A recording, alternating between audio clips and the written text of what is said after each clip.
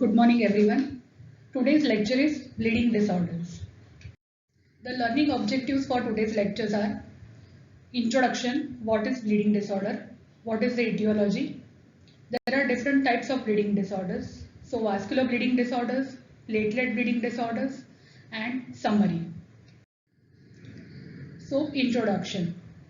Now, bleeding disorders are also known as hemorrhagic diathesis. What is a bleeding disorder? So it is defective hemostasis with abnormal bleeding. So you all need to know what is normal hemostasis. We'll see in the slides. First of all, we'll revise what is normal hemostasis and then continue with the bleeding disorders. Now they can be spontaneous in the form of petechia, purpura, ecchymosis. So spontaneous hemorrhages are in the form of usually occur in skin and mucous membranes. Now these all three are different: petechia, purpura, ecchymosis. Petechia usually they are less than 2 mm in diameter and usually occur in clusters, do not blanch on pressure. Whereas purpura they are more than 3 mm in size but less than 1 cm in diameter. And ecchymosis. Ecchymosis is usually a bruise or an area of extravasated blood in skin which is more than 1 cm in diameter. Okay, so this is about spontaneous bleeding. Then the next type is excessive external internal bleeding, which can follow trauma or surgical procedures in the form of hematoma or hemarthrosis. So hematoma is a swelling resulting from a large area of hemorrhage in subcutaneous tissue or a muscle. It doesn't blanch on pressure and it can result from trauma or coagulation disorders. And hemarthrosis is bleeding into a joint. So I hope these terms are clear. Okay. Now, usually there is a balance between these factors which are promoters of local hemostasis and the vessel wall or the factors which prevent formation of generalized thrombosis. So a balance is always maintained in our body. Any imbalance between these two factors, it will disturb the hormonal milieu, internal milieu, sorry, and it will result in bleeding disorders. So, which factors play a role in uh, formation of a hemostatic plug or coagulation at the site of injury? So, quickly we'll revise a few points. Before that, what is the etiology of a bleeding disorder? So, the bleeding disorders, they can be due to following causes. First is due to vascular abnormalities. Other is platelet abnormalities due to disorders of coagulation factors. Then hemorrhagic diathesis or bleeding disorders due to fibrinolytic defects. And last is a combination of any of the factors which can result in DIC or disseminated intravascular coagulation. In today's lecture, we will see these two factors or the first 2 points, that is bleeding disorders due to vascular abnormalities and bleeding disorders due to platelet abnormalities. Okay, now we will quickly revise. See, this is a platelet. These three are platelets. Now platelet has receptors on its surface which help in binding of the platelets to the endothelium as well as binding of platelets to one another. So this is a subendothelium which is exposed in a vessel. Normally in a blood vessel the platelets do not bind, but in case of any injury, what happens? The subendothelial collagen, this is exposed and then the platelets bind that region with the help of this receptor GP1B, and this receptor binds to this von Willebrand factor. So the platelets will bind to the subendothelial surface with the help of GP1B receptor and von Willebrand factor. If either of this is missing or not functioning properly, then it will result in not binding of platelet to the subendothelium and this can cause bleeding disorders. Then another receptor is this one. It is called as GP2B3A complex. This one. So what happens with this receptor? This receptor helps in binding with fibrinogen. So there is aggregation of aggregation between two platelets with the help of GP2B3A complex, and this fibrinogen will bind only if this receptor is present. So you know there are three phases of platelet function. First is platelet adhesion, then platelet release reaction, and platelet aggregation. So first is platelet adhesion. So this step, the platelets will adhere with the help of GP1B receptors and von Willebrand factor to the subendothelium.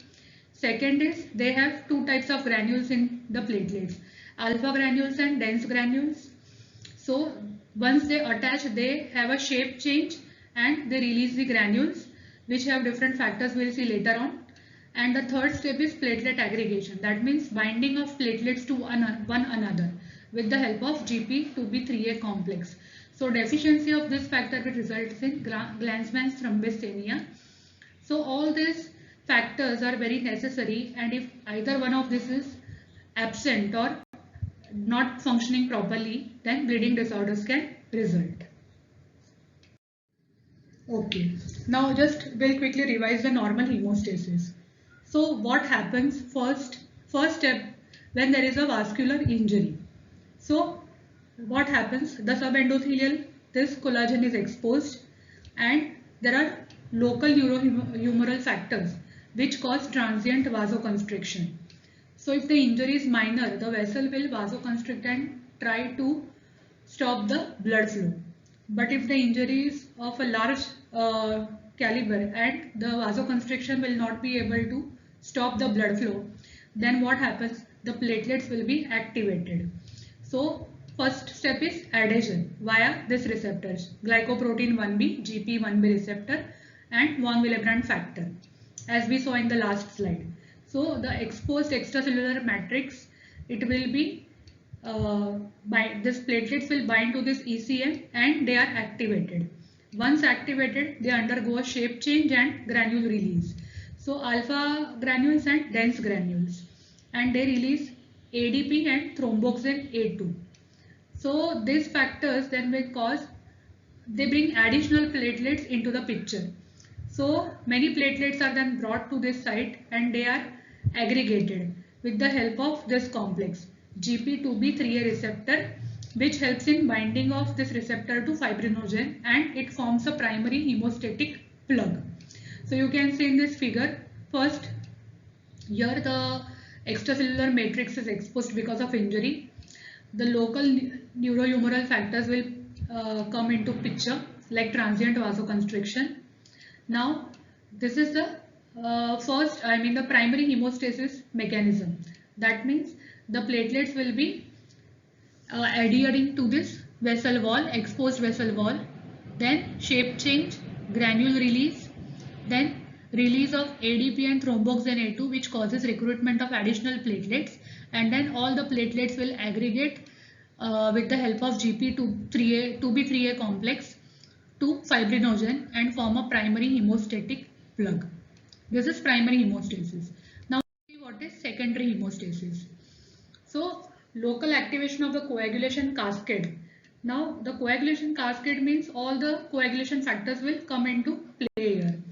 Commonly tissue factor and platelet phospholipids, and they result in fibrin polymerization. So that takes place and it cements these platelets into a hemostatic plug or a more permanent plug, so that this plug is not washed out due to flow of blood and the injury is this sealed.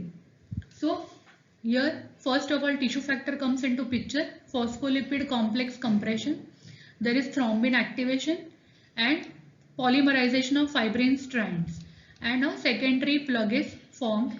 This is the cross-linked fibrin. Okay.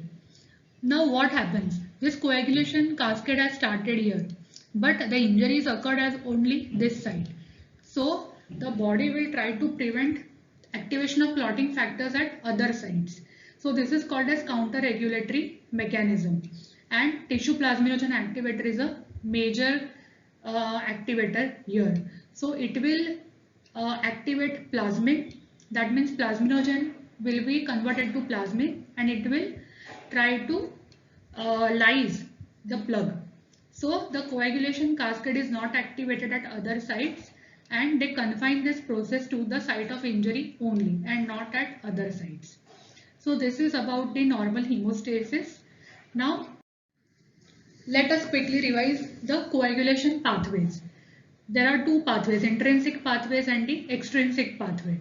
So as you all know, the intrinsic pathway, factors 12, 11 and 9, they are first activated here, whereas in extrinsic pathway, tissue factor, that is 3 and 7 along with calcium.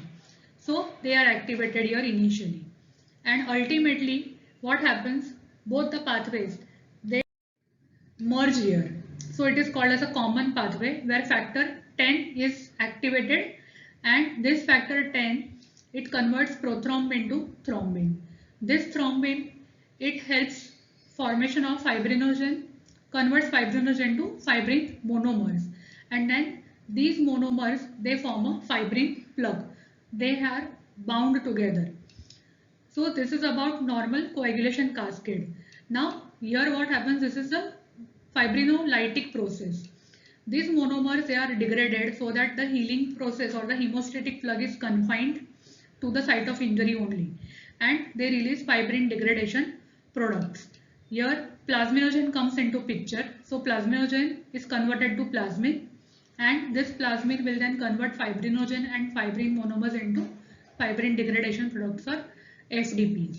So it is very important to know this normal hemostasis, the coagulation pathways, and then only you will be able to understand the mechanism behind the bleeding disorders. Okay, so now we'll come to our first factor, that is the bleeding disorders due to vascular etiology, also called as non-thrombocytopenic purpura or vascular purpuras. They are of mild grade and characterized by petechia, purpura or ecchymosis confined to the skin and the mucous membrane. Arise from damage to the capillary endothelium, abnormalities in the subendothelial matrix or extravascular connective tissue that support the blood vessels, or from formation of abnormal blood vessels. The pathogenesis is poorly understood here, and majority of the screening tests will be normal. So you must know what are the screening tests and specific tests which are useful for diagnosis of bleeding disorders. So for a person with a bleeding disorder, there is a approach. First of all, we will do the screening tests, which are like bleeding time, clotting time, prothrombin time, activated partial thromboplastin time. And then from the screening test, we will be able to pinpoint to a certain etiology, or we will have a differential diagnosis. Then go for specific tests like platelet function tests or coagulation factor assay test. Okay. Now the vascular disorders may be of two types. They may be inherited or acquired in nature. So we will see one by one. First is inherited vascular bleeding disorders. In that you have hereditary hemorrhagic telangiectasia, also known as Osler-Weber-Rendu disease. It's an uncommon disease, autosomal dominant, begins in childhood. Abnormally dilated capillaries, especially on the lips, tongue, nose and palms and soles. And clinically, the patients present with bleeding from stomach, epistaxis or from other mucosal surfaces. The second is inherited disorders of the connective tissue matrix. Here what happens, there is defect in the connective tissue, and so the person has fragile skin vessels, and due to this fragile vessels, a bruising, a very minor bruising, it can cause bleeding. The examples are Marfan syndrome, Ehlers-Danlos syndrome, pseudoxanthoma elasticum. Then coming to the vascular bleeding disorders which are acquired. So the first is Henoch-Schönlein purpura. It's a self-limiting hypersensitivity vasculitis seen in children and young adults. The purpuric rash on the extensor surface of arms, legs, buttocks, as well as hematuria, colicky abdominal pain due to bleeding in the gastrointestinal tract, polyarthralgia and acute nephritis are some of the symptoms. And in this case, all the coagulation tests are normal. The second is hemolytic uremic syndrome. This is a disease of infancy and early childhood. in which there is bleeding tendency and varying degree of acute renal failure. The disorder remains confined to the kidney, where hyaline thrombi are seen in the glomerular capillaries. The other acquired bleeding disorders, they are simple easy bruising, also called as devil's bruising. Certain infections, some drugs may produce reactions which can lead to bleeding. Steroid purpura, a long-term use of corticosteroids, it can cause thinning of the skin and vessels and it can lead to purpura. Senile purpura, sometimes due to aging, this can lead to purpura. And scurvy.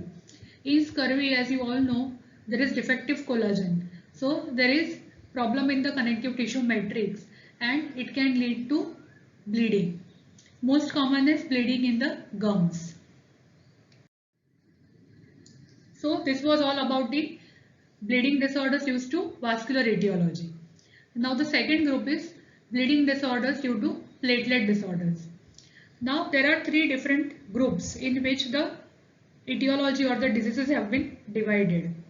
The first is the disorders due to reduction in the number of platelets. As you all know, this is called as thrombocytopenia. The normal platelet count is 1.5 to 4 lakhs per cubic mm. When the count is less than 1.5 lakhs per cubic mm, it is called as thrombocytopenia. So this one is due to thrombocytopenia. The second is due to rise in the platelet count, also called as thrombocytosis. So platelet count more than 4 lakh per cubic mm, it is called as thrombocytosis and it may lead to bleeding disorders. And the last category is disorders due to defective platelet function. So here the platelet number may be normal. That means the count is normal, but they are not functioning properly. So as we saw earlier, there might be some problems in the receptors on the surface of the platelets which leads to defective adhesion or defective aggregation. Coming to the first group, so disorders due to thrombocytopenias. Here, as we all know, thrombocytopenia means platelet count less than 1.5 lakh per cubic mm or microliter. The spontaneous hemorrhagic tendency becomes clinically evident only after severe depletion of the platelet count to less than 20,000 per microliter. Which are the causes of thrombocytopenia? So again, the causes are divided into four groups. One is impaired platelet production. Second is increased platelet destruction. Third is splenic sequestration. And last is dilutional loss. So impaired platelet production. That means there is some problem in the bone marrow where there are platelet precursors. So what happens? There is infiltration of the marrow due to some other etiology and this will cause impaired platelet production. And the second is increased destruction. So we will see which causes will cause all the above conditions. So this table shows the causes of thrombocytopenia. So first is impaired platelet production. It is again divided into two types, a generalized marrow failure and selective suppression of platelet production.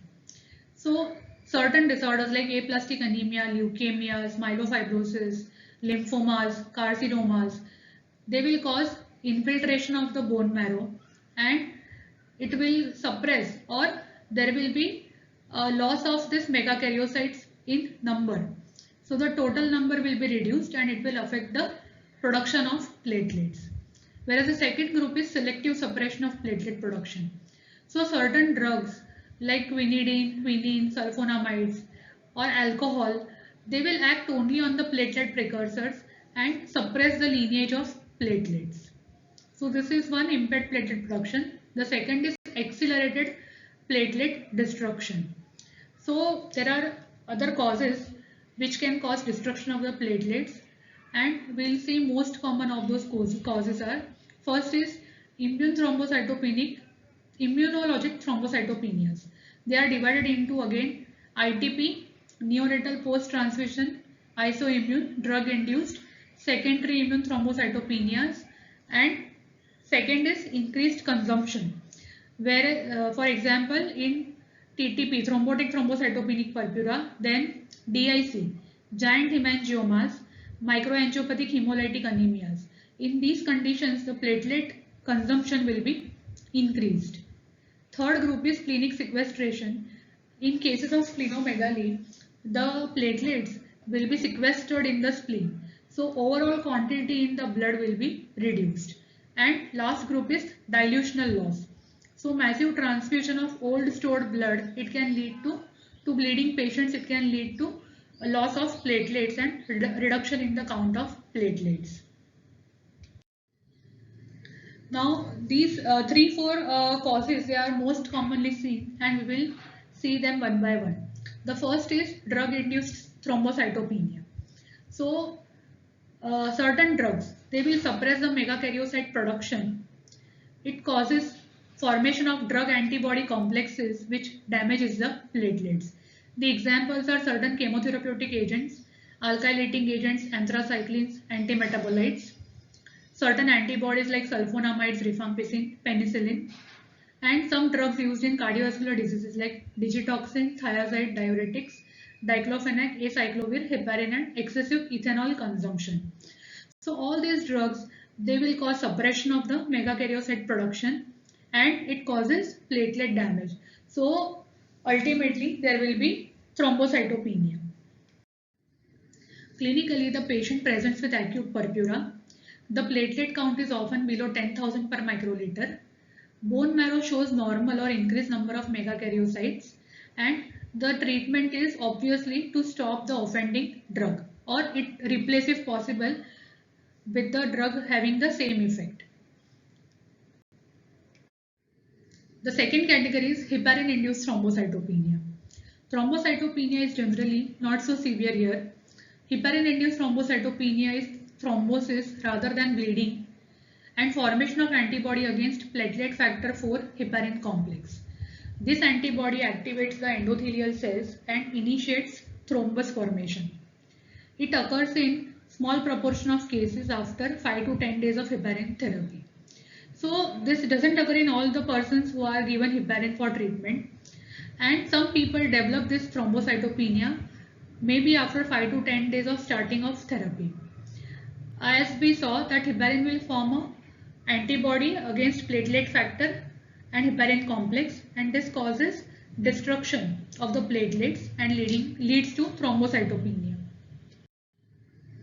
Then immune thrombocytopenic purpura or ITP.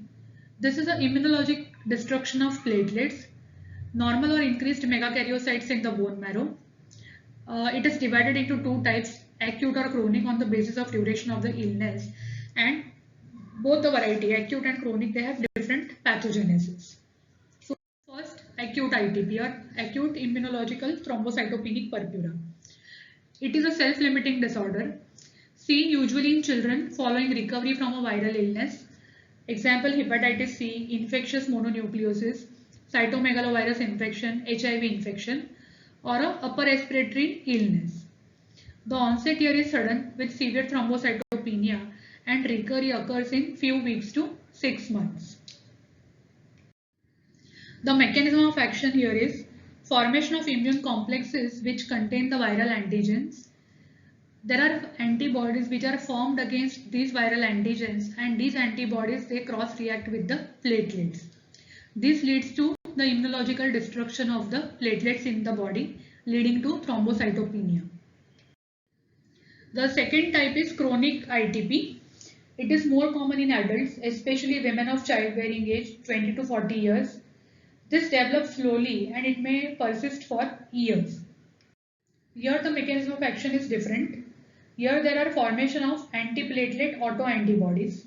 These antibodies are directed against target antigens on the platelet glycoproteins GP2B3A and GP1B9 complex.